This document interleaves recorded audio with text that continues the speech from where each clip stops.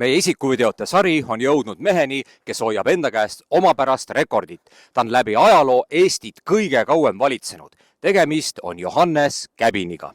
Kindlasti mäletavad paljud, et Nõukogude ajal Johannes Käbinit kutsuti hoopis millegipärast Ivan Käbiniks. Kuidas tema nimega siis tegelikult oli? Kui Käbin 1905. aasta 24. septembril tsaari ajal Eestis sündis, siis loomulikult oli tema sünninimi Johannes. Kuid Johannesest sai Venemaal Ivan ning tema ei olnud siis Venemaal mitte Johannes Käbin, vaid Ivan Kebin. Ning Käbini soomlannast abikaasa, kelle nimi oli Toini Ingeri Käbin, tema sai Nõukogude ajal endale eesnimeks hoopis mitte Toini Ingeri, vaid koguni Antonina. Johannes Käbin ja eesti keel. Käbinid lahkusid Eestist Venemaale siis, kui Johannes oli 2-aastane. Venemaal oli küll perekonna keeleks eesti keel, kuid aegamööda muutus Johannese eesti keel väga viletsaks ja on teada, et kui ta 1941. ja pärast sõda 1944 uuesti Eestisse tuli, siis Johannes oli kahetsenud oma kehvapoolset eesti keelt, sest juured olid tal ju Eestis ja ta ise oli puhast verd eestlane. Ja nii üllatav, kui see ka ei ole, siis Käbini soomlannast abikaasa Toini Ingeri oskas eesti keelt palju paremini kui Johannes ja on öeldud ka seda, et kui ta 1944 Johannes Eestisse tagasi tuli, olevat tema eesti keel muutunud nii viletsaks, et piirdus ainult mõne üksiku sõna ja käibefraasiga. Näiteks olevat Käbin osanud öelda siis tere ja kuda on. Taasiseseisvunud Eesti Vabariigis oli Johannes Käbin tavaline pensionär ja kui meedia tema käest intervjuud võttis, siis ütles Käbin nõndamoodi. Pension on muidugi väike ja ots otsaga kokku tulemiseks peab pingutama. Ja Käbin lisas niimoodi 1990. aastatel. Minu ajal mõeldi rohkem ikka inimesele. Praegused valitsejad mõtlevad endale. Mine tea, ehk oli Johannes Käbini pika võimul püsimise saladus ka see, et tal oli omadus oma emotsioone taltsutada ja mitte oma emotsioone välja näidata. Äärmuslik oli Käbini puhul, kui tal nägu ja kael hakkasid punetama, mis järel ta pahameele tekitajast ära pöördus. Näide parteiliider Johannes Käbini teravmeelsusest. 1966–84 ehk siis 18 aastat oli Lätimaa kommunistliku partei juht persoon nimega August Voss ja kord kohtus Käbin Vossiga energiakolhoosi baaris, kus Läti ja ENSV juhid arutasid siis Läti ja Eesti majandustulemusi. August Voss ütles niimoodi praalides, Lätis on kõik parem. Käbin lausus rahulikult oma huumoriga. Jah, Lätil on kõik parem, isegi naabrid. Johannes Käbin on läinud ajalukku sellega, et ta on Eestit valitsenud isikutest kõige kauem võimul olnud, ehk siis kõige kõrgemat võimu Eestis teostanud isikutest. Käbin on olnud siis võimul 28 aastat absoluutses võimu tipus. 1999. aastal kirjutas meedia, et Johannes Käbin sai enda kätte veel ühe omapärase rekordi. Nimelt juba Katariina teise aegadest 18. sajandil valitses kindralkubernerina iirlane George Brown Eesti alasid ning Brown elas tolle aja mõttes väga vanaks, lausa 94 aastat ja 3 kuud ja Eestit valitsenud isikutest 1999. aastal alles see rekord ületati, ehk siis Johannes Käbin ületaski selle rekordi. Tõsi, nüüd pole Käbin selle rekordi omanikuks enam jäänud. Selle rekordi on ületanud näiteks Arnold Rüütel, kes elas 96-aastaseks ning absoluutne rekord kuulub nüüd Karl Vainole, kes elas peaaegu 99 aastat. Kui 1999. aastal Johannes Käbini käest küsiti arvamust, et mis tema nüüd sellest arvab, et ta on George Browni rekordi ületanud ja Eestit valitsenud isikutes kõige vanemaks elanud, siis Käbin ütles tagasihoidlikult nõndamoodi. Mis seal ikka? Pisitasa elades ongi selline vanus tulnud.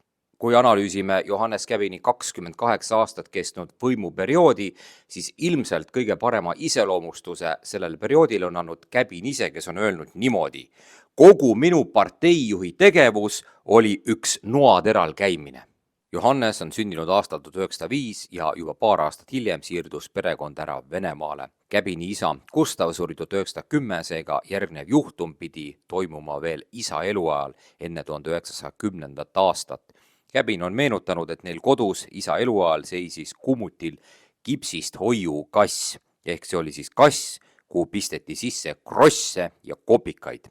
Kord tuli Johannesel ja 1 aasta vanemal vennal Madisel mõte raha sealt kassi seest kätte saada. Raputati kassi, kuid mündid kassi seest välja ei pudenenud. Siis aga pillasid poisid kogemata selle kassi maha ja kipsist kass purunes miljoniks killuks. Tuli ema ja ütles, no oodake, küll te nüüd isa käest veel saate. Isa marssis tuppa, kuulis, mis on juhtunud, võttis rihmavöölt, haaras poiste käed pihku ja hakkas poisse enda ümber keerutama, nüppeldades kordamööda ühe ja teise tagumikku ja hiljem pani isa poisid veel nurka seisma, ehk siis loo moraal oli Käbini sõnul see, ära puutu raha. Johannes Käbin ja tema eellane Eestimaa Kommunistliku Partei juhina Nikolai Karotam, nende suhetest. 1941. aastal ehk siis aastakümneid pärast tsaariaegsest Eestist Venemaale lahkumist tuli Johannes Käbin tagasi Eestisse, sedapuhku juba Nõukogude Eestisse. Ta suunati siia ajakirjandust kureerima ja Käbin on meenutanud oma esimest kohtumist toonase Eestimaa Kommunistliku Partei teise sekretäri, hilisema esimese sekretäri Nikolai Karotammega. Käbini sõnul toimunud kohtumine 24. veebruaril 1941. Kõigepealt lasknud Karotam Käbinit paar päeva oodata. Kabinetis vestelnud Karotam Käbiniga väga ametlikult, kuivalt ja üleolevalt. Antipaatia oli täiesti vastastikune. Johannes Käbin on hiljem öelnud niimoodi. Suhetes vabariigi juhtivate töötajatega oli Karotam suureline ja kamandav. Tollase Eestimaa Kommunistliku Partei Keskkomitee teise sekretäri Sergei Sazonovi sõnul rääkis Karotam sageli Käbiniga jämedalt ja tigedalt. Nikolai Karotamme ja Johannes Käbini vaen jäi tegelikult püsima kuni Karotamme surmani ja nagu ilmneb, siis tegelikult ka pärast surma. Kui 1950 oli Karotam maha võetud ja Käbin asemele saanud tema kohale, siis kutsus Käbin kokku erigrupi, kes pidi koguma kompromiteerivat materjali Nikolai Karotamme kohta, kuid arhiivimaterjalide läbitöötamine midagi erilist ei toonud päevavalgele ja kui Käbin üritas jätkuvalt Karotamme peale Moskvasse kaevata, anti Moskvast Käbinile aga ühemõtteliselt märk, et Karotamme küsimus on lahendatud ja muide, kui 1969 Karotam Moskvas suri ja järgmisel aastal prooviti tema tuhkamata Eestisse metsakalmistule, siis tükk aega takerdus see bürokraatlikusse masinavärki ja on arvatud, et Johannes Käbin tegi nimelt takistusi, et Karotam Eestisse mitte ei maetaks. Käbin on seda ise aga eitanud. Kui soovite sarnast saadet nagu Johannes Käbinist ka teiste Eesti NSV juhtivtegelaste kohta, siis pange saatele like. Johannes Käbini füüsikust poeg on öelnud, et nooruses tahtnud Johannes saada hoopis kunstnikuks ja mõelnud sellele, et minna Petrogradis kunstikooli. Aga õemehed, need samad, kes hiljem stalinistlike repressioonide käigus maha lasti, tegid Johannesest kommunisti. 1930. aastatel elas Käbinite suur suguselts Nõukogude Liidus ja ei pääsenud ka nemad stalinistlikest repressioonidest. Käbini 2 õe abikaasad võeti kinni kui spioonid ja lasti maha kui rahvavaenlased. 1 Käbini õde represseeriti samuti, kuid tema represseerimine piirdus Siberisse saatmisega ja sealt asumiselt tuli Käbini õde hiljem siis elusana tagasi. Ja nii üllatav, kui see ka ei ole, siis Johannes Käbini soomlannast abikaasa isa Aleksander Luukonen ehk siis Käbini äiapapa oli Eesti Vabadussõjas võidelnud Ingeri pataljoni koosseisus punaste vastu ja Käbini äiapapa nime leiame Tallinnas asuva Rootsi Mihkli kiriku seinal olevast mälestustahvlilt. Johannes Käbin sai Eestimaa Kommunistliku Partei etteotsa 1950. aastal ehk siis, kui Jossif Stalinil jäi valitseda veel 3 aastat. 1992. aasta septembris meenutas Käbin oma kohtumist Staliniga. Käbin ütles nõndamoodi. Nägin Stalinit 1952. aasta oktoobris Nõukogude Liidu Kommunistliku partei 19. kongressil. Seal ta esines kõnega ja üht lehekülge trükitud teksti luges Stalin 15 minutit. Ta näis väga vana ja haiglane. Käbin ütles Stalini kohta veel nõndamoodi. Skleroosist vaevatud mäluga juht kõneles väriseva, käheda häälega, jättes abitu mulje. Nägin Stalinit 6 või 7 meetri kauguselt. Seega, nii üllatav kui see ka ei ole, siis Johannes Käbin Eesti partei liidrina Staliniga kunagi ei vestelnudki ja veel vähem pidas neljasilma vestlust. Ning kui 1950. aastal Käbin sai EKP etteotsa, siis talle öeldi, et ta peab olema valmis iga hetk Moskvasse sõitma, et äkki Stalin tahab teda näha, kuid Stalin ei kutsunud mitte kunagi Käbinit välja ja isegi talle ei helistanud. Käbin muide 1953. aasta märtsis oli Stalini kirstu juures ka auvalves. Kas teie kuulute nende püsivaatajate hulka, kes pole veel tellinuppu vajutanud? Kanali tellimisega ei kaasne mingeid kohustusi ja see on tasuta. Seega, aidake meil astuda sammuke lähemale eesmärgi täitumisele, 10 000 tellija kokkusaamisele. aitüma toetuse eest! Teadupärast oli Venemaa presidendil Boriss Jeltsinil ühel käel mitu sõrme puudu ja samamoodi juhtus tegelikult ka Johannes Käbiniga nooruses 1923. aastal ehk siis, kui ta oli veel 18-aastane, talvel pühapäevakul mindi metsatöödele. Järsku kukkus üks puu ja lömastas Käbini vasaku käe 3 sõrme ja pool käelaba. Käbini paarimees reageeris ruttu, tõmbas endal särgi seljast, käristas ribadeks ja sidus Käbini käe kinni. Koduni oli minna 2 kilomeetrit. Käbin talutati kohale, kutsuti kohale ka kohalik velsker ja too naksas 3 lootusetult tilpnenud sõrme kääridega ära ja sidus käe kinni. Hilja õhtul toimetati Käbin Petrogradi haiglasse. Pärast operatsiooni läks Käbini käsi üleni paiste ja arstide konsiilium otsustas, et käsi tuleb ülevalt poolt küünarnuki maha võtta. Kuid kirurg otsustas riskida ja Käbin tänas teda elu lõpuni, et ta päästis tema käe. Ja seega Käbin, nagu ise ütles, temal vasakul käel jäi 2 sõrme ja käelaba alles. Muide, Nõukogude ajal räägiti, et 1941. aastal Eestist evakueerudes jäänud Käbini käsi õhurünnaku järel vaguni ratta ja raudteerööpa vahel, et sealt need sõrmed temal kaotsi läksidki, aga see jutt pole õige. Käbin kaotas sõrmed ikkagi nooruses metsatööde käigus. Ega 1950. aastal pärast Nikolai Karotamäe mahavõtmist Eestimaa Kommunistliku partei juhi kohalt polnud iseenesest mõistetav, et tema koha saab endale Johannes Käbin.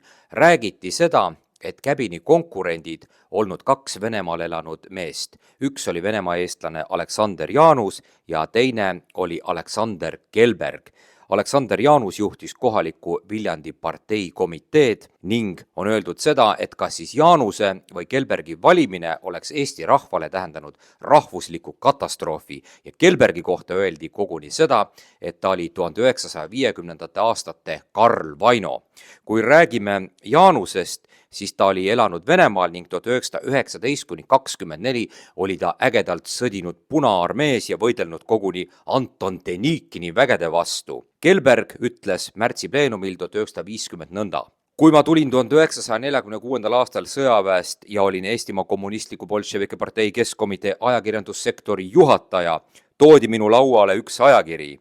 See oli välja antud endise kodanliku vabariigi lipu värvides ja ei kujutanud endast vähimatki kunstilist väärtust. Keelasin selle ära.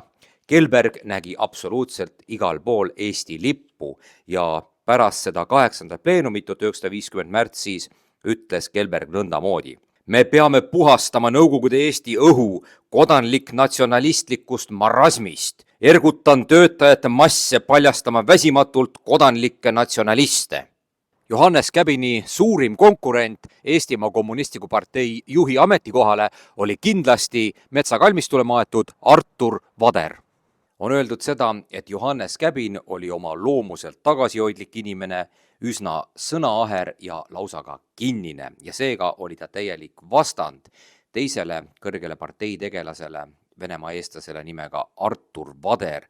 Vader oli siis Käbini põhiline konkurent, kes ei jätnud kunagi võimalust kasutamata, et ennast esile tõsta ja oma tuntust suurendada. Ja muide, oma mälestustes kritiseerib Johannes Käbin NLKP Keskkomitee töötajaid ja Artur Vaderit, kes olevat rajooni külastustel vastuvõtjatelt alati eeldanud külluslikku banketti ja Käbin kirjeldab mälestustes oma võõrastust lookaslaudade vastu ja ta kahetseb, et ei astunud säärase kombe vastu.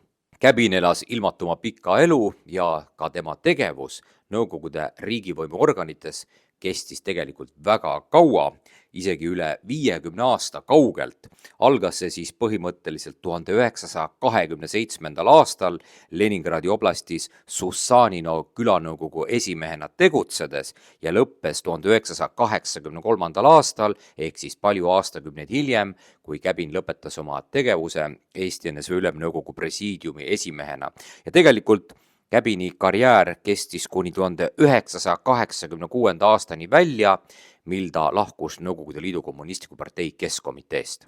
Johannes Käbini abi Leo Laks on kirjutanud Käbinist ka mälestuste raamatu ja Laks on seal toonud välja, kuidas sai temast Käbini abiline. Käbin oli ta kutsunud enda juurde, küsinud igasuguseid küsimusi, sealhulgas. Kas viina võtad?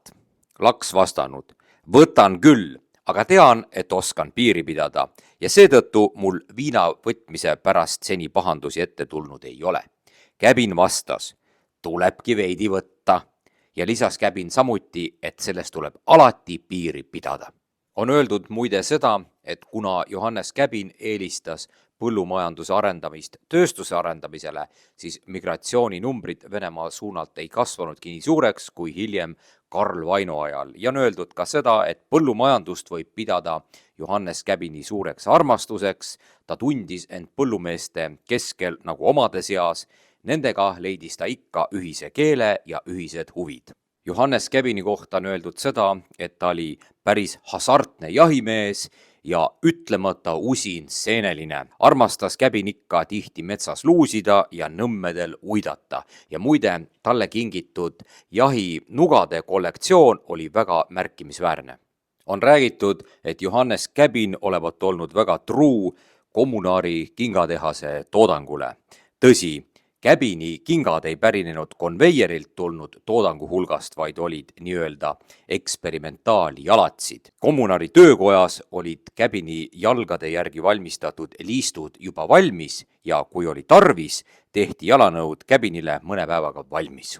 Armeenia konjak või brändi Otpornõi oli Käbini lemmik ja muide see Otpornõi oli peaaegu ainus kangem alkohol, mida Käbin üldse endale mõnikord lubas. Loomulikult Johannes Käbini pika võimuloleku aja jooksul ilmus Eesti NSV-s mitmeid teoseid, kus Käbin oli märgitud autoriks. Üks neist on näiteks selline teos Suur oktoober ja Eesti. See ilmus aastal 1975. Johannes Käbin oli Eesti riikliku akadeemilise meeskoori ehk siis kuulsa RAM-i fänn ja patroon ning Gustav Ernesaks oli Kadrioru elanikuna Käbini juures tihti Ülemnõukogu presiidiumi hoones külas. Lugu sellest, kuidas puhkuse ajal sanatooriumi lõunalauas kohtusid Johannes Käbin ja Nõukogude juht Leonid Iljitš Brežnev. Brežnev otsustas oma lauakaaslasi üllatada sellega, et pakub neile oma väidetavat lemmikrooga. Brežnev palus ettekandjatel tuua köögist kuumi keedukartuleid ja pisut toorest hakitud mugul sibulat ja siis, kui need ained olid kohale toodud, avas Brežnev justkui muu seas kaasa võetud päevalilleõli pudeli ja kallas igaühe lauasolija taldrikule sortsu päevalilleõli ja siis Brežnev õpetas, kuidas seda kõike tuleb süüa. Kartulitükk tuli päevalille õlisse kasta ning veeretada seejärel sibula hakkes. Siis tuli sellele näpuotsaga veidi soole peale raputada ja seejärel tükk suhu pista. Oh kui maitsev, oh kui väga maitsev, hüüatas Brežnev ise õnnelikult.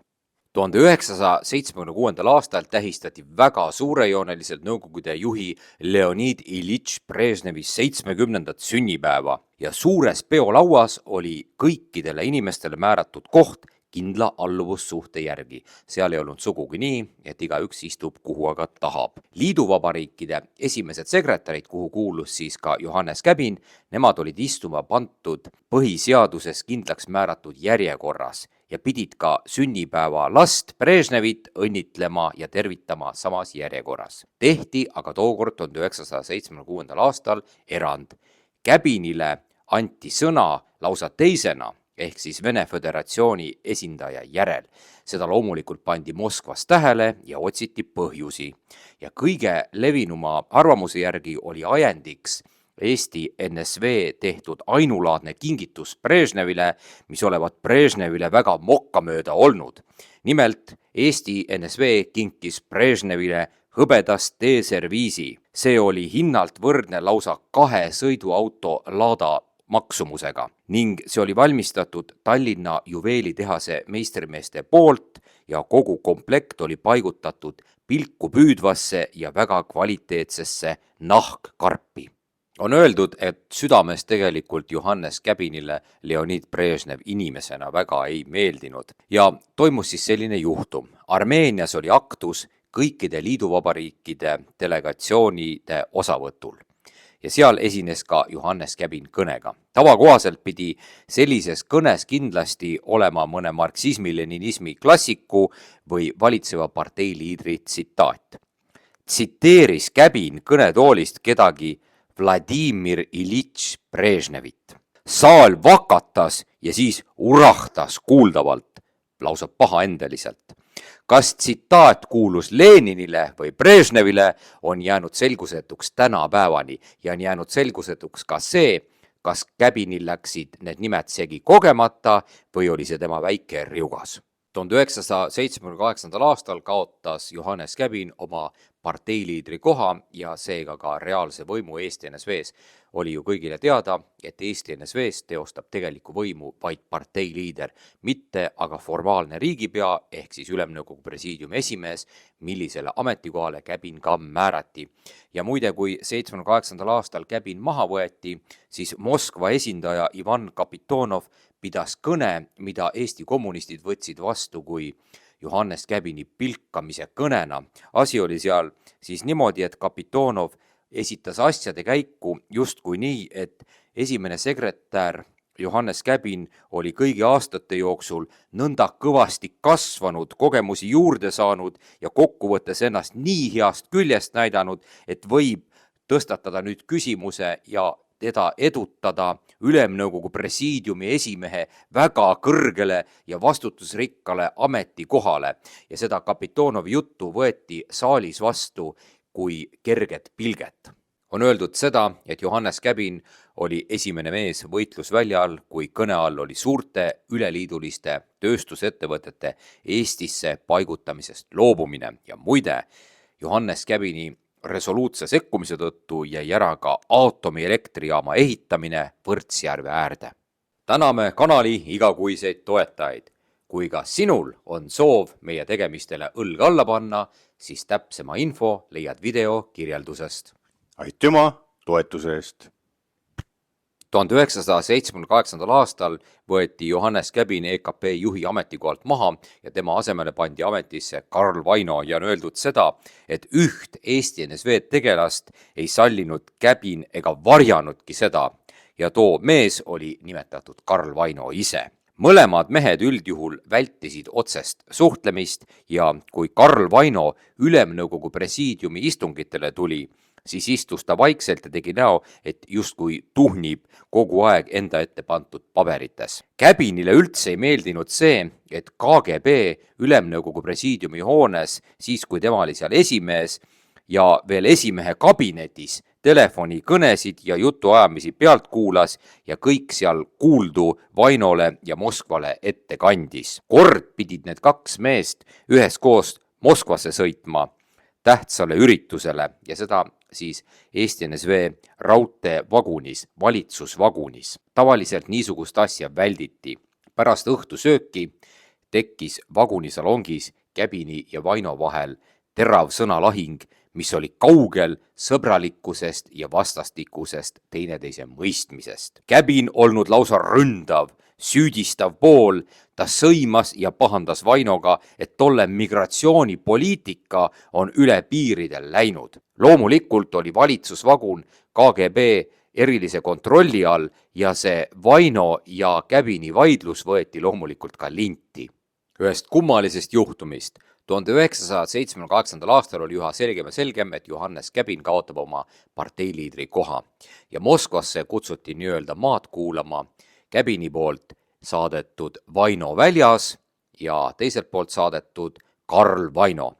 Moskva seltsimeestel tekkis kõigepealt lausa šokiseisund, et mis teil seal Eesti NSV-s toimub, kuidas saab olla nii, et parteiliidri ühel kandidaadil on Vaino eesnimi, teisel aga perekonnanimi.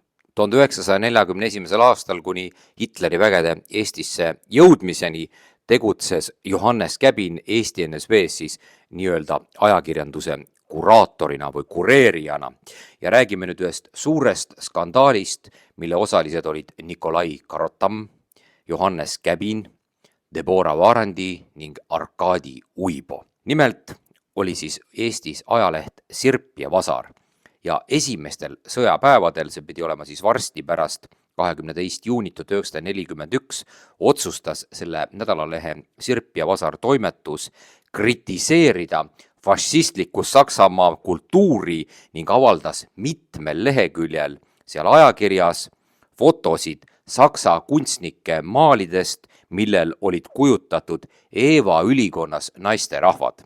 Nikolai Karotam sattus lausa raevu ja nimetas seda Käbinile otsesõnu pornograafiaks. Käskis Karotam siis kohale kamandada Sirbi ja Vasara toimetaja, hilisema tuntud luuletaja Debora Varandi ja Klabliti ehk siis tsensuuri juhi Arkadi Uibo. Nad kutsuti siis Keskkomitee büroo ette. Kuidas Varandi ka püüdis tõestada, et tegemist pole pornograafiaga, siis tema jutt jäi Karotame puhul ikkagi kurtidele kõrvadele ning ka Arkadi Uibo kinnitas, et tema ei näe avaldatud kujutistes mingisugust pornograafiat.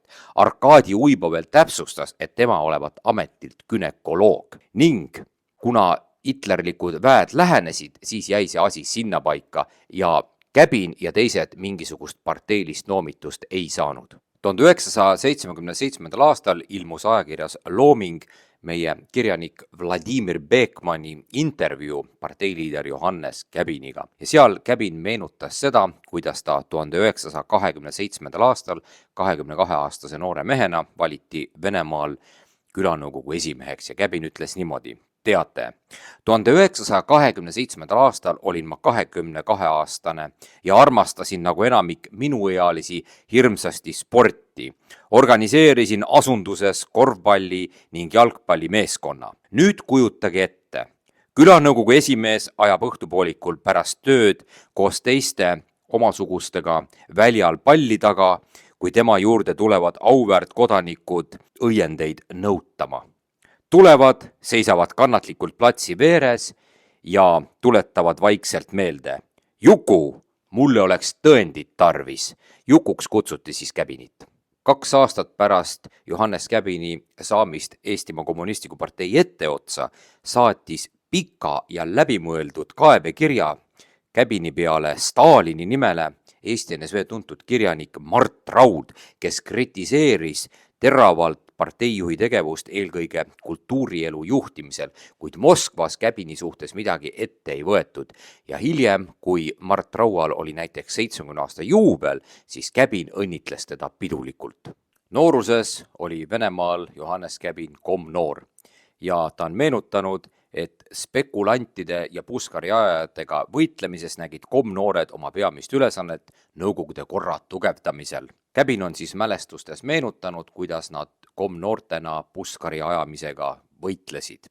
Nad hävitasid korterites seinte vahele, pööningutele ja keldritesse peidetud mini-puskari vabrikuid. Käbin kirjutas siis niimoodi, et kord pärast öist läbiotsimist kahtlaste isikute juures vedasime meie, komnoored, tohutu hulga konfiskeeritud puskarit ja samagoni aparaate kultuurimaja juurde ning külanõukogu töötajate osalusel iga puskari ajaja kohta akti koostamise järel kallasime samaka ülakorruse aknast lumehange. Leidus joodikuid, sealhulgas isegi komnoori, kes pärast seda lund lutsutasid. Johannes Käbin on oma mälestustes kirjutanud jubedatest juhtumitest tsaariaegsetes koolides. 1916. aastal jätkas Käbin oma haridusteed Sussanino külas, kuhu pere oli siis kolinud 1916. Seal tegutses Sussanino kirikukool.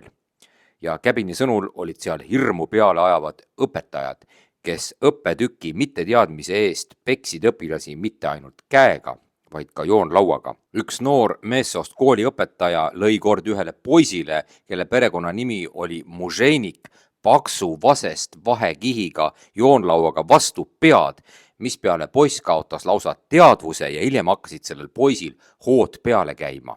Aga seda õpetajat ei karistatud. Nii palju siis Johannes Käbinist, mehest, kes valitses Eestit pikad 28 aastat.